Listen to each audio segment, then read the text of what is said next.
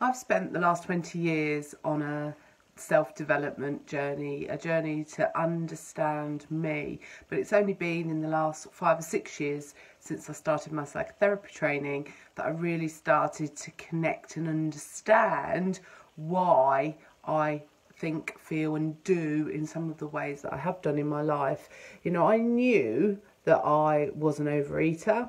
I knew that I have used alcohol and drugs at times in my life, and I know that I have engaged and got into some really dysfunctional relationships, both romantic relationships and personal relationships. So I could see all of that stuff. I could see the abuse and the damage that I've done to myself over the years, but I could never really pinpoint and understand why I was doing those things. I knew I had shaky self-esteem. I knew that I didn't value myself with any real regard, but again, I never really understood why. And it was only when I started to train and understand my inner child and the concept of the inner child that some of this stuff started to make sense to me. Now, as you probably know, I love working with the inner child, okay? And the inner child work is not about beating up our parents. You know, we have to trust and believe that our parents did the best that they did. I know mine certainly did, but sometimes they get bits of it wrong.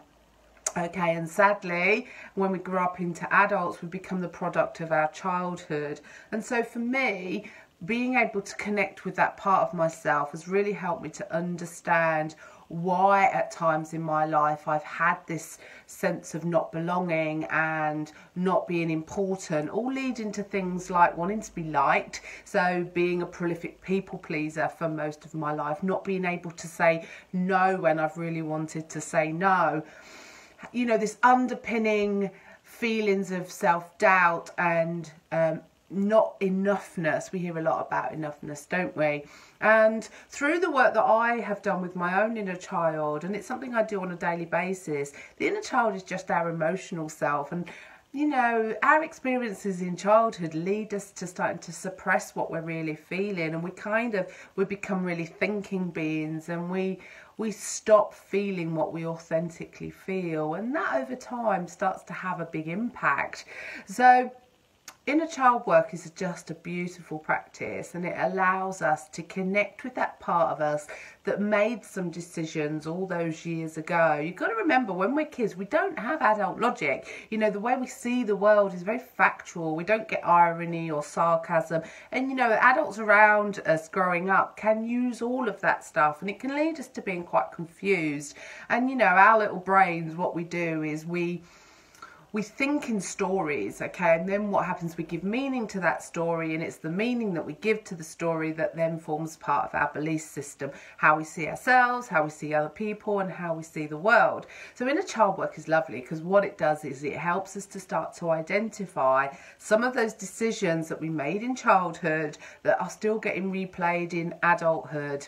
And the beautiful thing about the brain and the subconscious is that when you can identify these stories and these patterns that keep getting played out, we can then start to change them, and we can start to update those stories. And when we start to update those stories, that's when we start to become in alignment to who we really are. And it's a beautiful, beautiful practice. And it doesn't happen overnight. It's one of those things, it's small daily practices that over time we start to see out at the world in a different way. It's called a frame of reference. It's like looking out of a window, and there's changes of the seasons. You know, you don't wake up one day and it's spring and then you wake up it's summer. It's very gentle, and they kind of merge into one, and that's what inner child work is like. You know, you just start to change the patterning in the brain. So I'm running a 4-week course, an introduction to inner child work, and it's a lovely way to just start to explore and get to know your own inner child, and how some of your experiences in childhood might still be hanging around for you in adulthood.